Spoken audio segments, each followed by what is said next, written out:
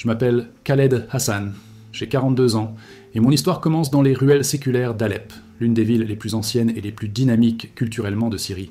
Je me souviens très bien des matins dorés où le soleil perçait les toits de pierre, illuminant les ruelles où les enfants jouaient et les vendeurs installaient leurs étals de fruits, d'épices et de pain frais. La vieille ville d'Alep n'était pas seulement mon lieu de résidence, c'était le lieu où mon identité s'est forgée. C'est là, au milieu des mosquées anciennes et du son réconfortant de la dent, l'appel à la prière qui résonnait 5 fois par jour depuis les minarets, que mon âme a appris à trouver son chemin. Je suis né dans une famille musulmane profondément pieuse. Mon père, un érudit coranique respecté, a consacré sa vie à enseigner les enseignements de l'islam à la communauté. C'était un homme d'une sagesse tranquille, au regard posé et aux paroles posées. Dès mon plus jeune âge, il m'a guidé dans les voies de la foi. Il y avait quelque chose de magique dans sa façon de réciter les versets sacrés. Chaque mot semblait chargé de lumière. Sous sa direction, j'ai commencé à mémoriser le Coran dès mon enfance. Je me souviens avoir passé des heures assis à côté de lui sur le tapis du salon, répétant les versets avec dévotion, cherchant non seulement à mémoriser, mais aussi à comprendre en profondeur les messages contenus dans chaque ligne. Cette routine m'a accompagné tout au long de mon enfance et de mon adolescence, et petit à petit, mon cœur s'est également pris de passion pour l'étude des hadiths, le récit des paroles et des actions du prophète Mahomet qui a complété ma compréhension spirituelle. À 20 ans, j'ai franchi une étape importante qui a fait la fierté de ma famille. J'ai été invité à diriger les prières à la mosquée de notre quartier. C'était une mosquée modeste, mais pleine de visages familiers. Voir mes parents parmi les fidèles, les larmes d'émotion et de fierté dans les yeux, a été l'un des moments les plus marquants de ma vie. J'avais le sentiment d'avoir accompli ma mission. J'étais un guide spirituel pour ma communauté, le reflet de ce que mon père m'avait appris à être. Mais la tranquillité que nous avions connue a commencé à s'estomper lentement, comme du sable qui glisse entre nos doigts. Au fil des années, la Syrie s'est retrouvée en proie à des tensions politiques, à des conflits interconfessionnels et finalement à une guerre dévastatrice. Ma chère ville d'Alep est devenue le théâtre de bataille, de bombardements et de souffrances.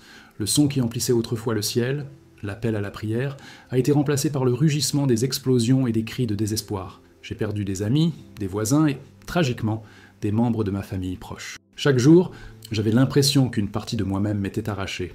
Mon cœur était accablé par chaque perte, et ma foi, bien que toujours vive, commençait à être mise à rude épreuve par une réalité brutale. En 2016, après une nuit particulièrement violente où notre maison a été partiellement détruite, j'ai pris la décision la plus douloureuse et la plus nécessaire de ma vie, partir. Non seulement pour fuir la guerre, mais aussi pour trouver un endroit où mes enfants pourraient grandir en sécurité, où ma femme pourrait dormir sans crainte et où, je l'espérais, je pourrais retrouver un sens à ma vie. Avec seulement 2 valises et nos documents emballés dans du plastique, nous avons quitté la Syrie. Ma femme, nos 2 jeunes enfants et moi avons entrepris un voyage incertain vers le Royaume-Uni. Arrivé à Birmingham, c'était comme atterrir sur une autre planète. Le ciel était gris, l'air humide et frais, les rues étaient larges, silencieuses et impersonnelles, si différentes des ruelles chaudes et bruyantes d'Alep. Je ne comprenais presque rien à l'anglais et me sentais invisible dans l'agitation de la foule. Ce sentiment d'être un étranger n'était pas seulement géographique, il était émotionnel, spirituel, mais même ici, perdu dans un pays inconnu, je me suis accroché à ce qui avait toujours été mon fondement, ma foi. Au fil du temps, et avec l'aide d'autres frères musulmans ayant vécu des expériences similaires, j'ai trouvé un petit centre islamique en périphérie de la ville. J'ai commencé comme un visiteur discret, mais ils ont vite reconnu mon expérience et m'ont invité à diriger les prières. Ainsi, petit à petit, je suis devenu l'imam de cette communauté, une mosquée simple mais dynamique, composée d'immigrants et de réfugiés venus de tout le monde musulman. Cette mosquée est devenue plus qu'un lieu de prière. Elle est devenue un foyer spirituel pour tous ceux d'entre nous qui avaient été déracinés. Aujourd'hui, mes journées sont bien plus que des prières. Je rencontre des jeunes victimes de discrimination à l'école, des parents qui peinent à nourrir leurs enfants, des femmes qui regrettent la famille qu'elles ont laissée derrière elles. J'écoute des histoires qui font écho aux miennes, et j'offre conseils, réconfort et, quand c'est possible, espoir. Pour beaucoup, je suis perçu comme un symbole de stabilité, une ancre au milieu des tempêtes de la vie de migrant, mais en vérité, chaque personne qui entre dans cette mosquée me renforce aussi. Elle me rappelle que même lorsque tout autour de nous semble s'effondrer, la foi et l'humanité peuvent être reconstruites, un acte de compassion à la fois. Voici mon histoire. Non pas celle d'héroïsme, mais celle de résistance. Non celle de conquête, mais celle de continuité. Je suis Khaled Hassan, un homme qui a presque tout perdu, mais qui a trouvé dans la foi et la communauté une raison de continuer. Et quelle que soit la distance qui me sépare d'Alep, cette histoire est toujours vivante en moi, dans les versets que je récite, dans les prières que je dirige et dans l'amour que je porte à ma famille, à ma culture et à mon peuple. Pendant de nombreuses années, On m'avait enseigné que l'islam était la véritable voie du salut. Et cette croyance n'était pas un simple apprentissage ou une simple répétition de la tradition.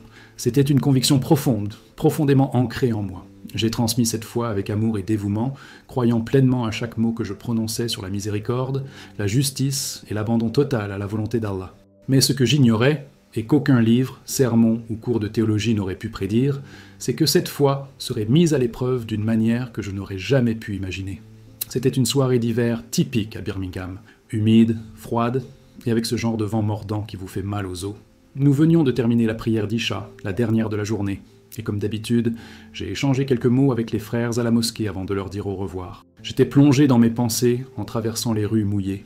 Je repensais au point du sermon du vendredi. Je voulais parler de la persévérance dans la foi, de la nécessité de ne pas perdre confiance en Allah, même face aux épreuves de la vie.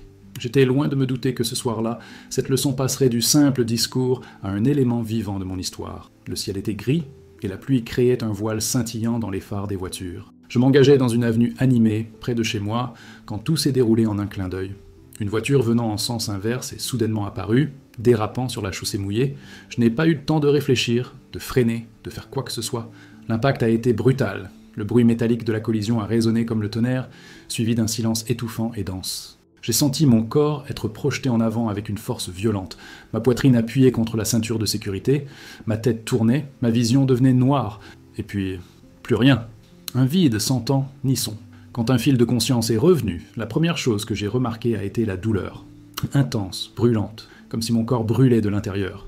J'ai entendu des voix au loin, comme si elles provenaient de l'eau. Des lumières qui ont clignoté et des visages flous ont défilé devant mes yeux.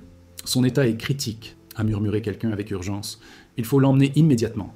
J'ai été embarqué dans une ambulance, ma conscience vacillant comme une bougie sur le point de s'éteindre. À cet instant, même entre la vie et la mort, quelque chose en moi s'accrochait à l'essentiel. Je me mis à répéter, non pas avec ma bouche, mais dans mon cœur, la shahada. Il n'y a de Dieu qu'Allah. Muhammad est le messager d'Allah. Il n'y a de Dieu qu'Allah, et Mahomet est son messager. Ce sont ces paroles, celles-là même que j'ai enseignées à tant de personnes, qui sont devenues mon dernier lien avec ce monde. J'ai été transporté d'urgence à l'hôpital. Les médecins ont agi rapidement, mais le pronostic était sombre. Fractures multiples, hémorragie interne, grave traumatisme crânien.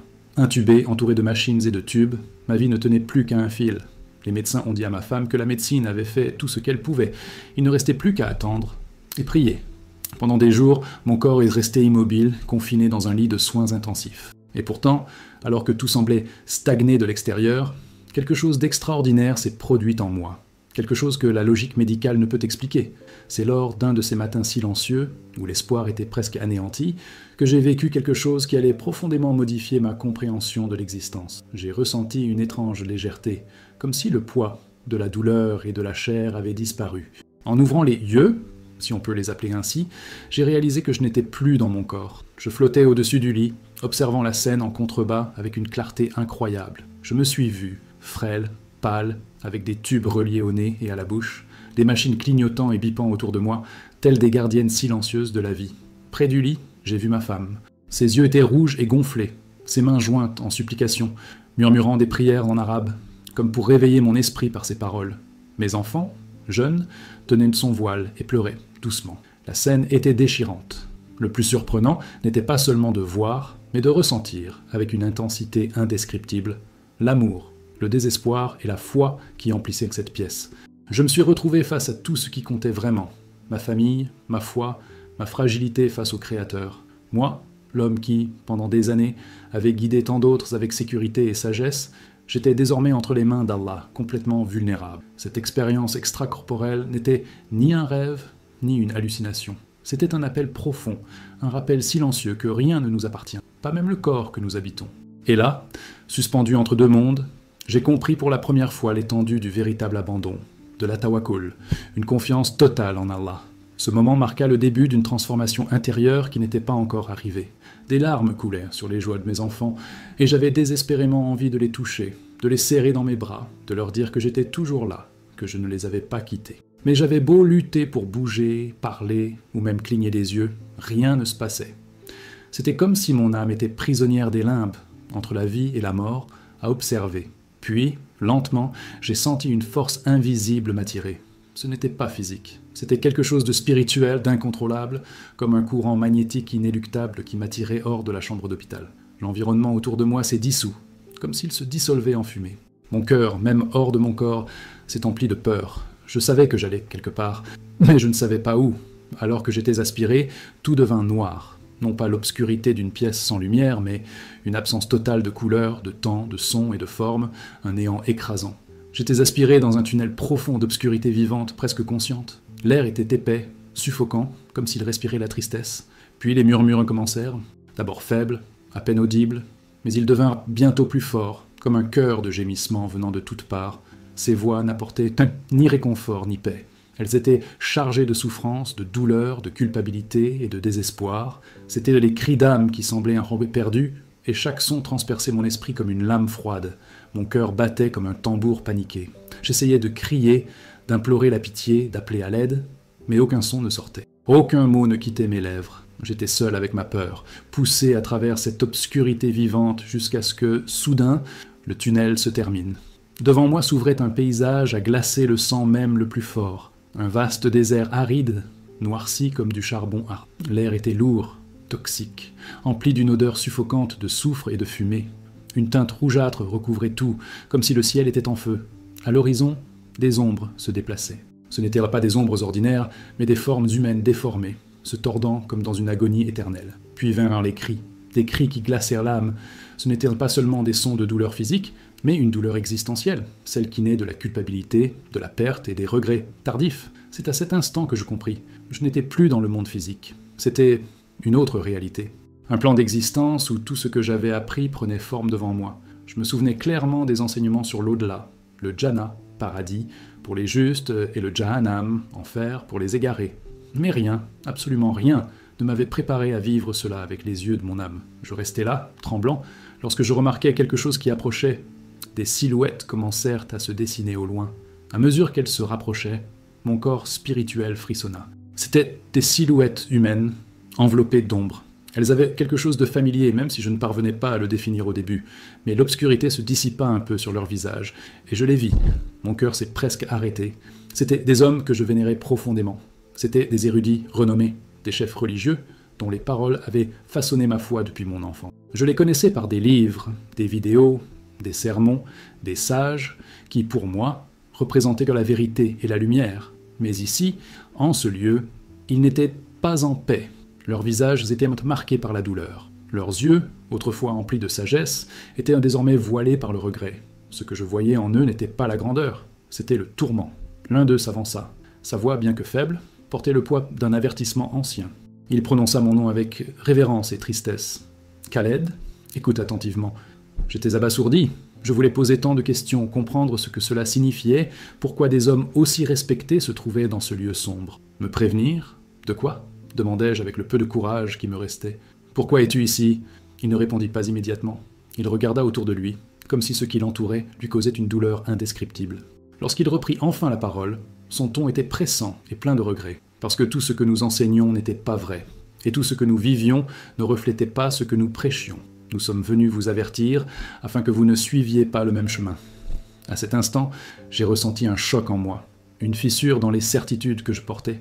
C'était comme si une vérité plus profonde allait émerger, une révélation qui allait changer à jamais le cours de mon âme. Et puis, l'endroit a commencé à trembler. « Mais comment ?» Les mots me parvinrent à peine à la bouche, étranglés par la stupeur. Je les voyais devant moi, des hommes qui avaient symbolisé la sagesse, la foi et l'autorité religieuse tout au long de ma vie. Des figures que j'avais admirées, dont les paroles avaient façonné les sermons que je répétais moi-même, et dont j'avais tenté de reproduire les postures dans mon cheminement spirituel. Mais maintenant, ils étaient en là. Non pas comme des lumières guidant le chemin, mais comme des âmes brisées, hantées par des regrets incompréhensibles. Le premier d'entre eux, l'érudit, qui s'était avancé pour me parler, baissa les yeux.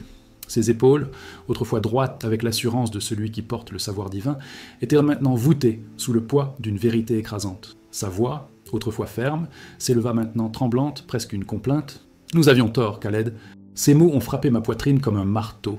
Nous avons suivi des enseignements qui nous ont aveuglés sur la véritable essence de la foi. Nous pensions que nos prières, nos jeûnes, nos rituels et nos lois nous garantiraient le salut. Mais tout cela n'était qu'une coquille, une surface, Et nous n'avons pas vu ce qui était juste devant nous. Il n'y a qu'une seule voie, Khaled. Une seule et unique voie. Et ce n'est pas celle que nous prêchons. Je restais paralysé. Je voulais demander, je voulais comprendre, je voulais réclamer plus d'explications. Mais avant que mon esprit puisse formuler la moindre question, je sentis une présence différente approcher. Le temps sembla s'arrêter. L'air devint dense et empreint de respect, comme si toute réalité autour de moi s'était tue. Une nouvelle silhouette apparut, rayonnant d'une lumière qui n'était pas de ce monde. C'était de la majesté, mais aussi de la douleur. C'était une gloire enveloppée de tristesse. Je n'avais aucun doute. C'était lui. Mohamed.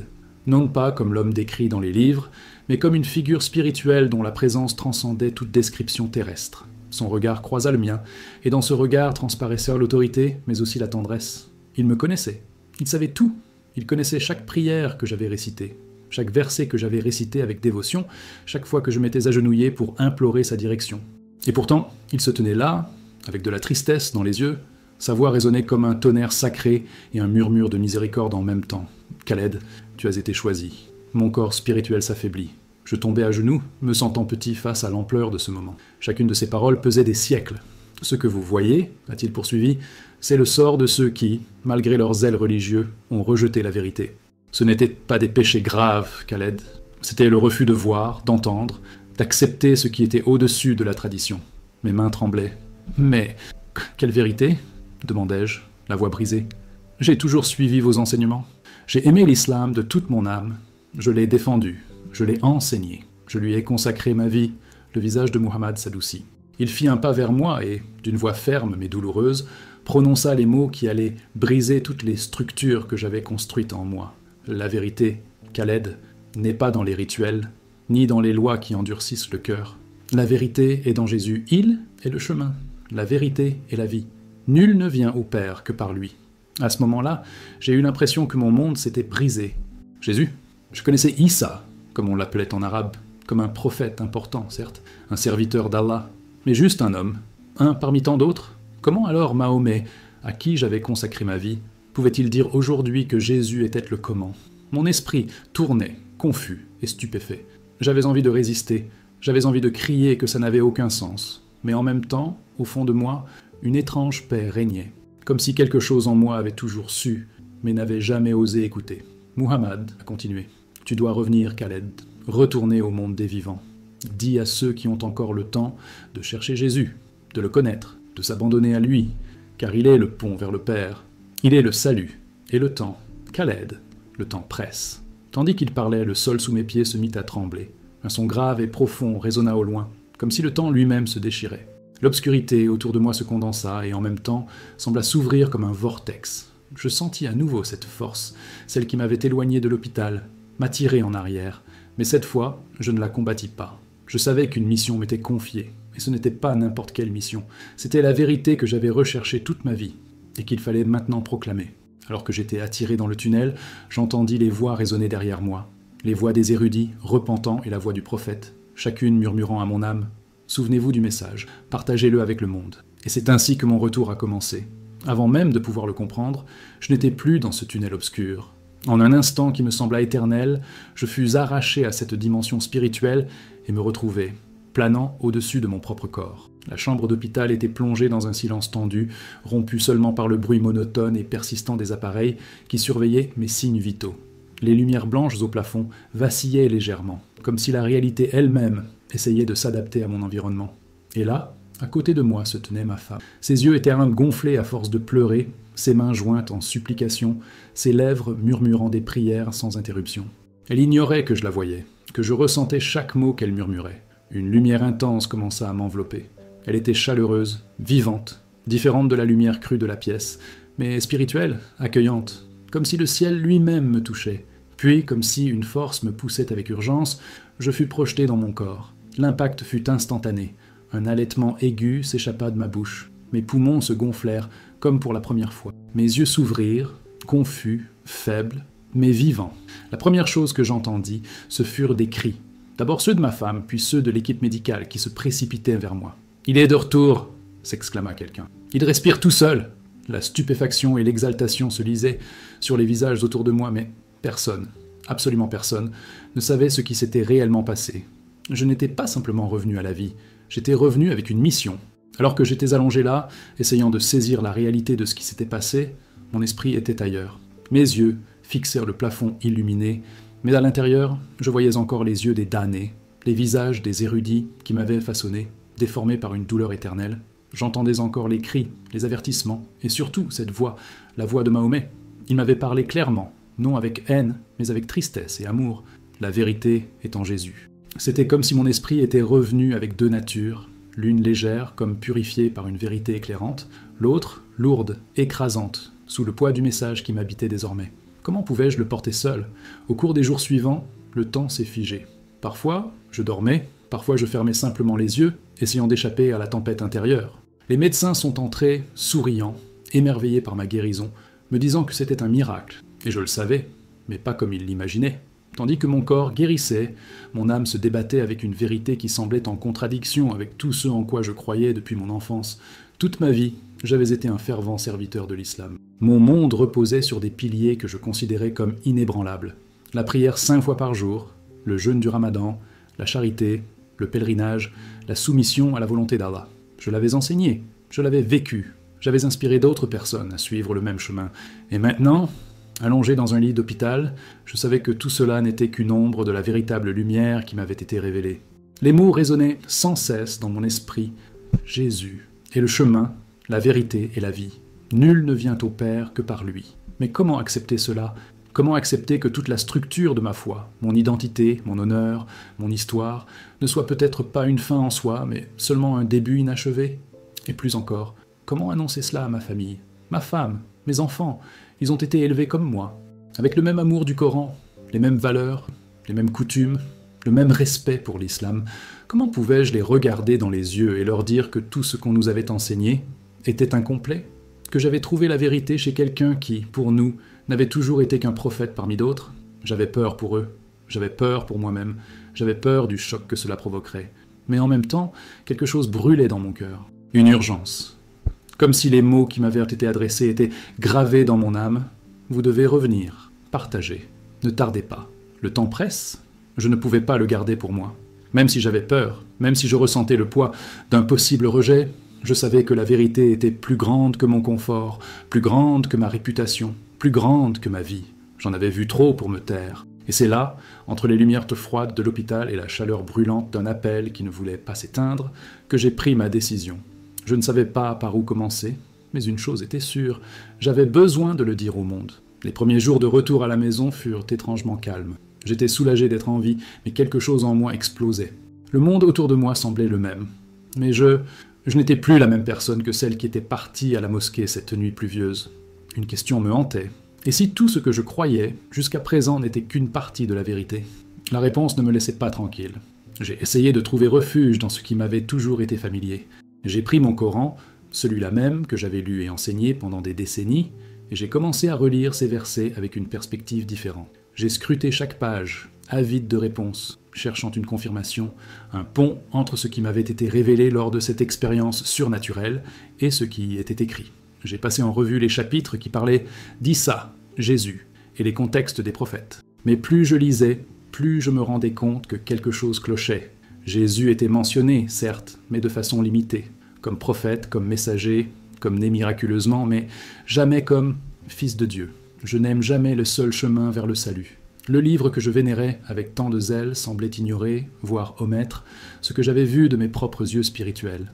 La sensation était étouffante, comme si je regardais un tableau dont certaines parties importantes étaient masquées par des voiles. Il y avait de la beauté, de la vérité, mais ce n'était pas complet. Il manquait quelque chose d'essentiel, quelque chose que je savais maintenant être là.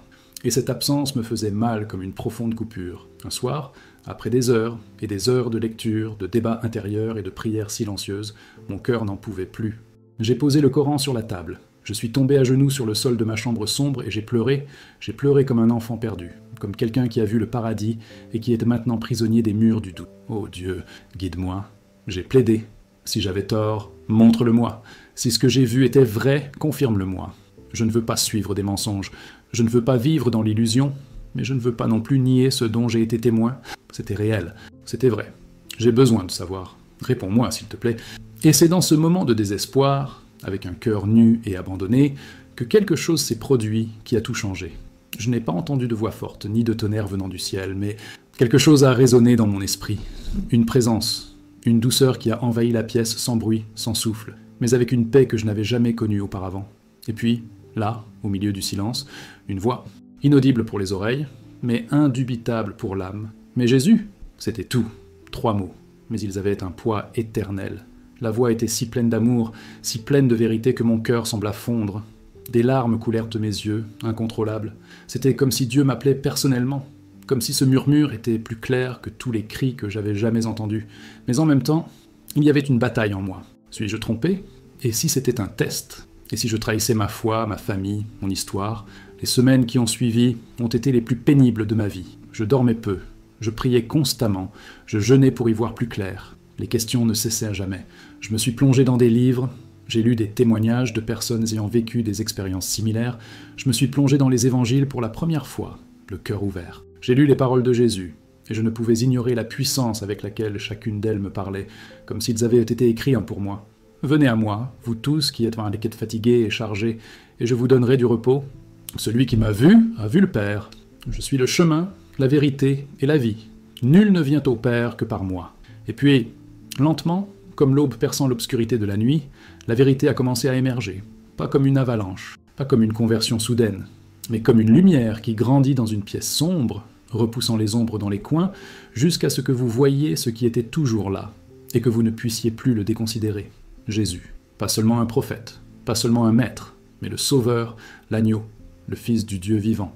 Tout en moi commençait à s'harmoniser avec cela. La paix que je ressentais en priant en son nom, la chaleur qui réchauffait mon cœur à la lecture de ses paroles, la façon dont tout ce qui me semblait auparavant confus prenait désormais du sens. Je commençais à voir, et cette vision, cette vérité, était sur le point de tout changer.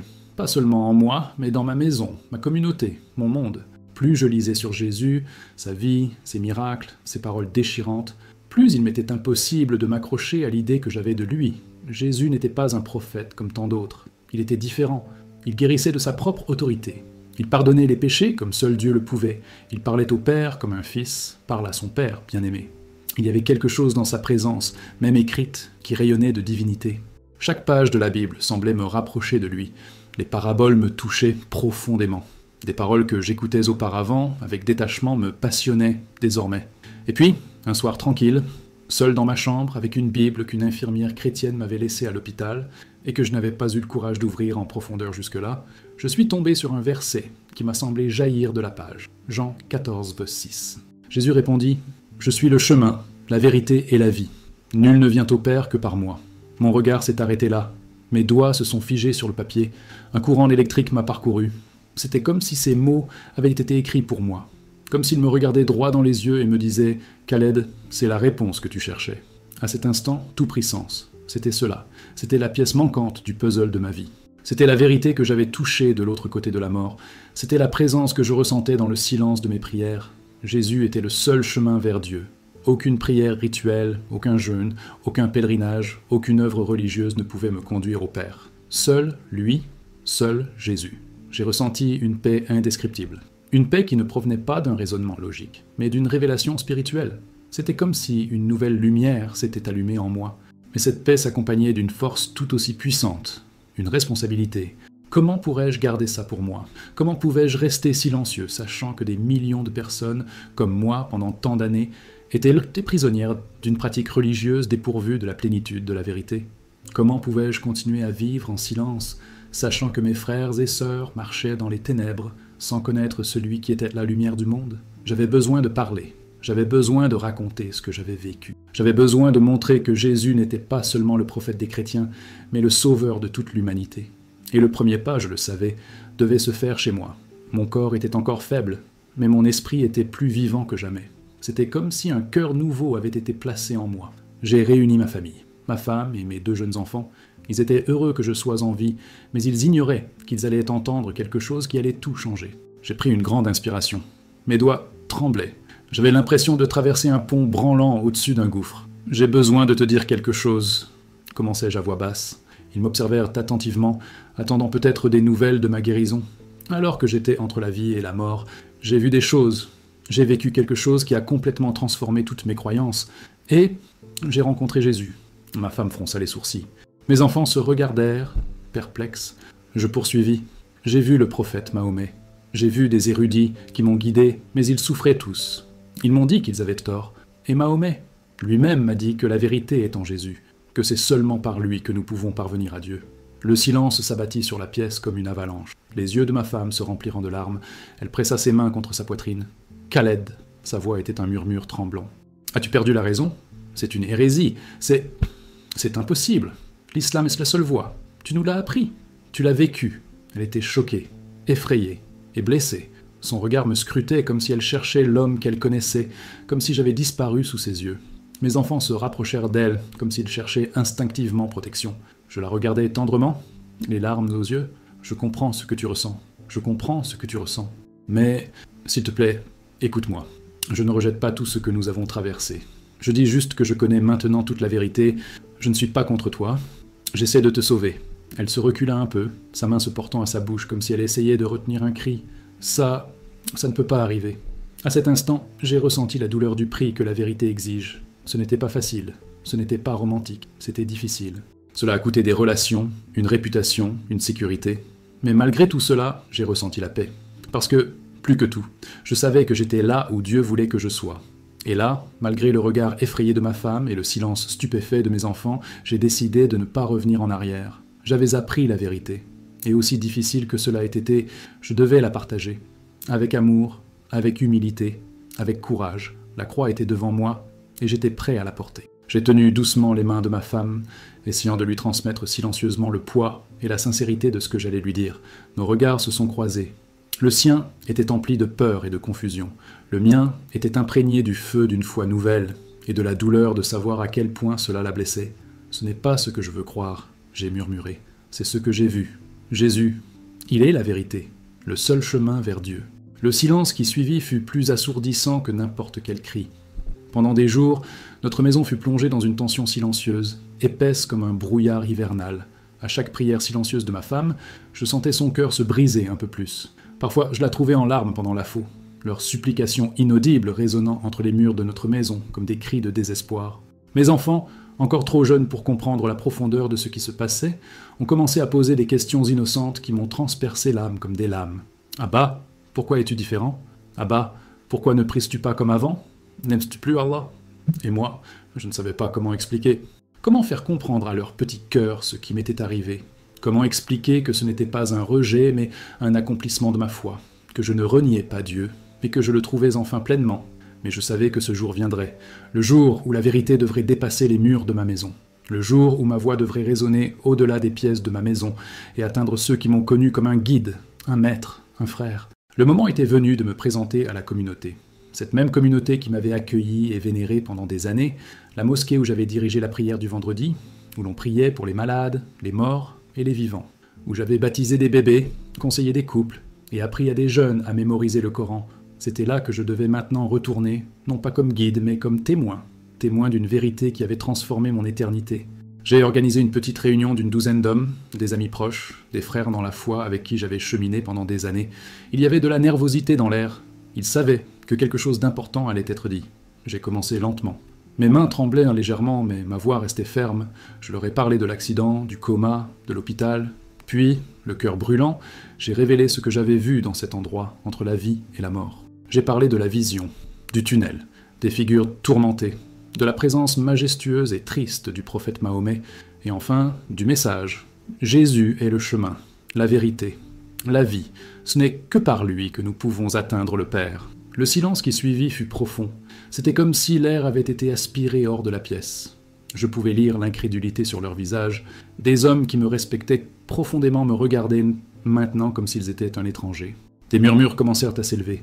Des murmures traversant la pièce comme des pics acérés, jusqu'à ce qu'une voix s'élève, emplie d'une colère à peine contenue. « Tu es devenu fou, Khaled. Comment peux-tu dire une chose pareille après tout ce que tu as étudié, tout ce que tu as enseigné ?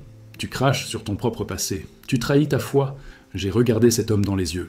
C'était quelqu'un à qui j'avais enseigné le Coran, quelqu'un pour qui j'avais prié lorsque sa mère était tombée malade. « Je ne triche sur rien !» j'ai répondu calmement, même si ma poitrine était serrée. Bien au contraire, l'islam m'a appris à rechercher la vérité. Et c'est cette recherche sincère qui m'a conduit à Jésus. Mahomet lui-même m'a dit qu'il est le seul chemin vers le salut. Et puis, le chaos. La discussion s'est enflammée. Certains ont crié d'indignation. D'autres ont secoué la tête comme s'ils n'en croyaient pas leurs oreilles.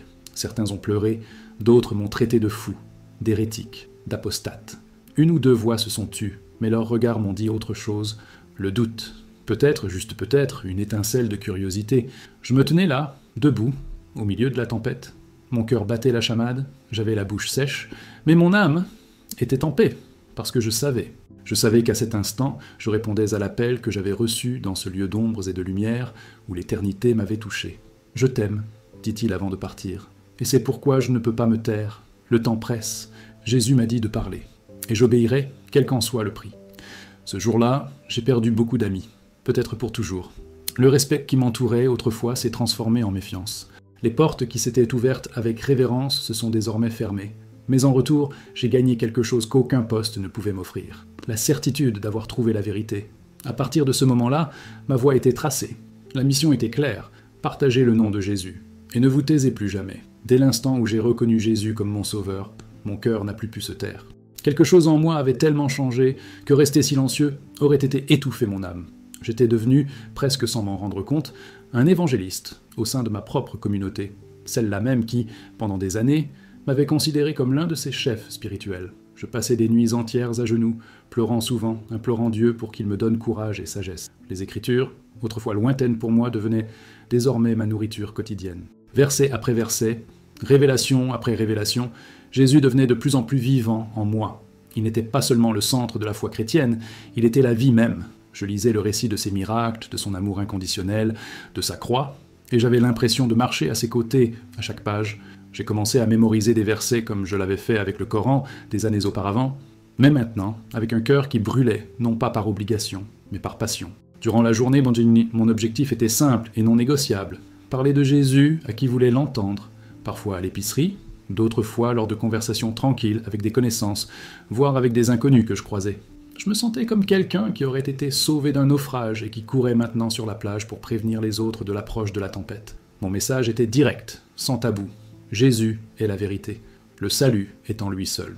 Mais le chemin à parcourir était loin d'être facile. J'ai vite compris que proclamer publiquement cette nouvelle foi était comme s'aventurer dans un champ de mines. Perdre des amis a été l'une des premières souffrances. Ceux qui m'avaient autrefois serré affectueusement dans leurs bras ont maintenant traversé la rue au lieu de me saluer. Les fidèles avec qui j'avais partagé mes repas pendant le ramadan ont commencé à éviter mon regard. On m'a accusé d'être trompé, vendu, d'être spirituellement perdu. On m'a traité de honte pour ma famille, de trahison vivante de l'islam. À chaque mot blessant, à chaque rejet, mon cœur se brisait. Mais en même temps, je sentais une force étrange et puissante me soutenir intérieurement. Jésus m'avait sauvé, pas seulement physiquement dans ce lit d'hôpital, mais spirituellement, éternellement. Et maintenant, il m'appelait à être une lumière dans l'ombre. Chaque âme qui s'arrêtait pour m'écouter, ne serait-ce que quelques minutes, ravivait mon esprit. Même face au rejet, mon esprit devenait plus fort, car je savais que je participais à quelque chose de plus grand que moi, le plan rédempteur de Dieu. Les semaines passèrent, et les semaines devinrent des mois, et malgré toute l'opposition, ma foi grandit. J'ai commencé à étudier la théologie, à participer à de petits groupes chrétiens en secret, et à rencontrer des frères qui m'accueillaient, comme l'un des leurs, même sans vraiment comprendre d'où je venais. J'ai appris à prier d'une manière nouvelle, sans formule, le cœur nu devant Dieu, et cela m'a transformé, jour après jour. Mais cette transformation n'est pas passée inaperçue. La persécution s'est d'abord manifestée par de légers murmures dans les couloirs de la mosquée, puis par des regards glacials et détournés, même lors des funérailles ou des visites communautaires. Un jour, alors que je déposais mon fils à l'école, j'ai remarqué 3 hommes qui m'observaient, de l'autre côté de la rue. L'un d'eux a craché par terre en me voyant. Un autre a secoué la tête avec mépris. « Il s'est perdu !» ont-ils dit. « Il n'est plus des nôtres, c'est un traître. » Au début, j'ai essayé de tendre la main avec patience. J'ai organisé des cafés, des rencontres. J'ai partagé mon expérience avec sincérité. J'ai parlé de la vision, de Mahomet, de ce que j'avais vu de l'autre côté. Je n'ai pas crié, je n'ai pas attaqué. J'ai juste demandé « S'il vous plaît, lisez les Écritures, ouvrez vos cœurs. » Jésus n'est pas venu pour détruire, mais pour accomplir. Il est le pont entre l'homme et Dieu. Mais plus je parlais, plus ils semblaient endurcis. Ce qui pour moi était une libération leur semblait un blasphème. Leur réaction n'était pas seulement du déni, mais une profonde colère. Comme si ma transformation menaçait la structure même sur laquelle ils avaient bâti leur vie. Et peut-être qu'il a vraiment menacé de le faire. Pourtant, je ne m'arrêtais pas. Je ne pouvais pas. Car je me souvenais des visages de ceux que j'avais vus dans ce lieu de tourment. Des hommes qui croyaient, comme moi, que les rituels seuls suffiraient, Des hommes qui suivaient aveuglément les traditions sans jamais vraiment connaître le Fils de Dieu. Je ne voulais voir personne d'autre subir ce sort. Ainsi, chaque matin, je me réveillais pour un nouveau départ, une nouvelle occasion de parler, un nouveau cœur à toucher. Parfois, une conversation de 5 minutes suffisait à planter une graine, et d'autres fois, j'offrais simplement un sourire ou une Bible à qui voulait bien l'accepter. Oui, je n'étais plus seulement un imam. J'étais désormais un témoin vivant, un messager de grâce, un phare dans la nuit. Et même si cela faisait de moi une cible, de jugement, de rejet, voire de menace, je savais que mon but était plus grand que ma peur, parce que Jésus m'a donné la vie. Et maintenant, tout ce que je voulais, c'était apporter cette vie aux autres. Ils se disputèrent avec véhémence, la voix ferme, emplie d'un mélange de douleur et de colère. « Tu as été trompé, Ked. Tu as laissé le doute s'infiltrer dans ta foi. Les écritures chrétiennes sont des interprétations trompeuses et fausses qui ne font que nous éloigner de la vraie foi. » Un ancien de la mosquée au visage sévère me regarda droit dans les yeux et me dit avec une sévérité presque palpable « Tu as oublié ce que l'islam enseigne réellement ? Mahomet est le dernier prophète, le sceau des prophètes, celui qui est venu nous guider vers Dieu. Il n'y a pas d'autre voie. » Je voyais la peur, une peur réelle et profonde, se refléter dans leurs yeux. Ce n'était pas seulement la peur de me perdre, moi, un homme qui avait été un leader respecté, c'était la peur de perdre leur emprise sur ce qu'ils croyaient être la vérité absolue. J'ébranlais les fondements de tout ce qu'ils savaient, tout ce sur quoi reposait leur identité spirituelle et culturelle. Le message que j'apportais était une tempête qui menaçait de détruire non seulement leurs croyances, mais toute leur vie, bâtie sur des traditions qu'ils croyaient immuables. Mais cette hostilité ne s'est pas seulement développée entre les murs de la mosquée. Petit à petit, j'ai compris que ma mission me mettait en conflit avec la communauté dans son ensemble. Je parlais dans les rues, sur les marchés, dans les foyers, sur les places, essayant de toucher les cœurs assoiffés d'espoir, mais je me retrouvais souvent devant des portes closes et des regards méfiants. « Pourquoi nous dites-vous cela ? Que voulez-vous de notre foi ?» demandaient beaucoup, leur curiosité mêlée de scepticisme. Quelques-uns, très peu, m'écoutaient attentivement, l'esprit et le cœur ouverts, mais la grande majorité me réduisait rapidement au silence, comme si mon message était une hérésie à terre. « Éloigne-toi de notre foi, Ked, tu t'es égaré. N'apporte pas tes nouvelles croyances ici. » Tel était l'avertissement silencieux et parfois explicite. Mon nom, autrefois prononcé avec respect, était maintenant prononcé avec mépris. La tension montait, tel un poids invisible qui semblait me suivre partout. Par une nuit froide et silencieuse, alors que je rentrais chez moi après avoir partagé l'évangile avec un petit groupe de voisins curieux, des gens simples, en quête de réponse dans le vide du doute, 2 hommes m'ont soudain abordé. Leur visage m'était inconnu, ombre dans la pénombre de la rue, mais leurs yeux étaient perçants, emplis de suspicion et de méfiance. « Qui êtes-vous » demanda l'un d'eux d'une voix dure, presque une menace voilée. Mon cœur s'emballait, non pas de peur, mais de conscience du danger qui faisait désormais partie de ma nouvelle réalité. Je ressentais le poids de l'instant. Ce n'était pas une conversation ordinaire, c'était une confrontation qui pouvait définir mon avenir, ma sécurité, ma vie. Ils poursuivirent, d'un ton à la fois curieux et accusateur. « Pourquoi propages-tu ces idées ? Qu'est-ce que tu veux en tirer ? Sais-tu ce que tu fais, Ked ? Tu t'impliques dans quelque chose de bien plus grand que tu ne le penses. » J'ai pris une grande inspiration en regardant ces hommes dans les yeux. Pour la première fois, j'ai réalisé que mon cheminement avait dépassé les limites de ma foi personnelle. J'étais désormais au cœur d'un combat spirituel et culturel. Il n'y avait plus de retour en arrière possible. D'une voix ferme, j'ai répondu « Je ne suis pas ici pour détruire ou semer la discorde. J'apporte un message d'espoir, d'amour et de salut. Jésus est le chemin, la vérité et la vie.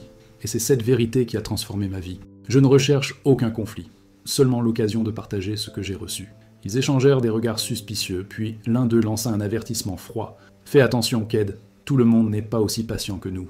Certains ne te laisseront pas parler aussi facilement. » Cette nuit-là, alors que je poursuivais mon chemin vers la maison, je ressentais le poids de la responsabilité et le danger qui m'entouraient. Mais je sentais aussi un feu brûlant dans ma poitrine, la certitude que, malgré tout, je ne pouvais faire taire cette voix intérieure qui réclamait justice et vérité. Ma foi en Jésus n'était pas seulement un réconfort, c'était une mission que j'étais destiné à accomplir, même si cela impliquait d'affronter les ténèbres. Je ne savais pas ce que demain m'apporterait, mais j'étais déterminé, je ne reviendrais pas en arrière. Car désormais, je marchais non seulement pour mon salut, mais aussi pour l'espoir de beaucoup qui n'avaient pas encore connu la vraie lumière, demanda-t-il, me barrant le passage d'un regard dur et impitoyable. « Qui es-tu » demanda-t-il d'une voix menaçante. « Je suis Ked », répondis-je fermement, ressentant le poids d'une identité qui n'était plus seulement la mienne, mais une vocation divine. Je suis un serviteur de Dieu, partageant sa vérité. Ils échangèrent des regards pleins d'hostilité, comme si j'étais un ennemi juré. L'un d'eux hurla avec haine. « Tu prêches des mensonges. Tu as trahi ton peuple, ta foi. » J'ai essayé de rester calme. mes paroles étant douces mais pleines de conviction. Je ne trahis personne. Je dis simplement ce que j'ai vu et entendu, ce qui m'a été révélé. Il n'y a pas d'autre voie de salut que par Jésus. Leur colère a explosé comme une tempête. Avant même que je puisse réagir, l'un d'eux m'a saisi le bras d'une poigne brutale et m'a plaqué contre un mur froid et rugueux à proximité. Tu oses parler de Jésus sur notre terre, au nom de l'islam ? Il faut te réduire au silence. La peur m'a saisi le cœur, un froid qui semblait vouloir me paralyser, mais j'ai tenu bon. Vous pouvez essayer de me faire taire, mais la vérité ne sera pas réduite au silence. J'ai parlé avec tout le courage dont j'étais capable. Un instant, j'ai cru qu'on allait m'attaquer. Mais à ma grande surprise, ils ont reculé, et l'un d'eux a laissé échapper un rire moqueur. « On verra si ta soi-disant vérité finira par te protéger », a-t-il dit, tandis qu'il s'éloignait dans l'ombre. Cette nuit-là, alors que j'étais au lit, je n'arrêtais pas d'entendre leurs paroles résonner dans mon esprit. La peur était réelle, palpitant en moi comme jamais auparavant. Ma foi avait toujours été inébranlable, mais elle était confinée au confort de ma communauté, où j'étais respecté et reconnu. Maintenant, j'étais perçu comme un traître, quelqu'un qui s'était dangereusement éloigné du seul vrai chemin qu'il connaissait. Malgré une opposition aussi farouche, quelque chose de profond et d'inexplicable en moi me disait que j'étais sur la bonne voie. Je me suis souvenu de la paix profonde et inexplicable que j'avais ressentie en acceptant Jésus pour la première fois, de cette certitude qui emplissait mon cœur, la conviction que c'était la vérité que je devais suivre, quel qu'en soit le prix. Je savais de tout mon être que rien, ni les menaces, ni l'hostilité, ni le rejet des personnes que j'aimais, ne pouvaient changer cette vérité inébranlable. Les mois qui suivirent furent marqués par des rencontres similaires, des moments de tension, de défi, de douleur. J'ai dû tenir bon, souvent seul, face au jugement et au mépris de ceux qui m'avaient autrefois respecté. Ma foi était mise à l'épreuve à chaque instant, mon courage mis à l'épreuve par d'innombrables combats silencieux. Il y a eu des moments de découragement, des nuits où je me demandais si j'agissais bien, si j'avais été trop hâtive à partager une vérité aussi radicale. Je me demandais si mes actions mettaient ma famille et moi-même en danger, si le prix à payer était trop élevé. Mais malgré tous ces moments sombres, je n'ai jamais perdu la certitude de ce que Jésus avait fait pour moi et de ce qu'il continue de faire. Car c'est merveilleux de rencontrer Jésus-Christ. Il transforme des vies, apporte l'espoir là où règne le désespoir, la lumière là où règne l'obscurité. Il n'a pas seulement changé ma foi, il a changé mon cœur, mon âme, ma destinée. Rencontrer Jésus, c'est découvrir l'amour le plus pur, la paix qui surpasse toute intelligence, la force qui nous soutient même dans les tempêtes les plus cruelles, et être transformé par lui, est l'expérience la plus profonde et la plus libératrice qui soit, car en Jésus nous trouvons la vraie vie, le vrai salut, le véritable chemin vers Dieu.